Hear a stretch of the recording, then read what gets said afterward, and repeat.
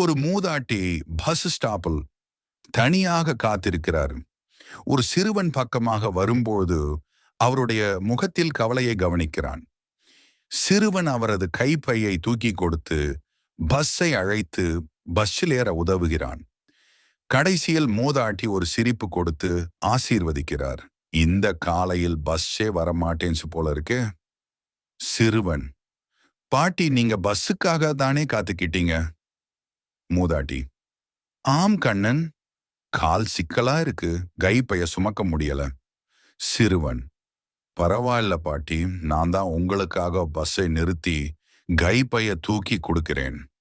சிறுவன் பஸ்ஸை சைகையால் நிறுத்துகிறான், கைப்பையை தூக்கி கொடுக்கிறான். மூதாட்டியின் புன்னகையுடன்: நீங்க நம்ம நாட்டுக்கு தேவையான இளம் தலைமுறை. இறைவன் உன்னை ஆசீர்வதிக்கட்டும்.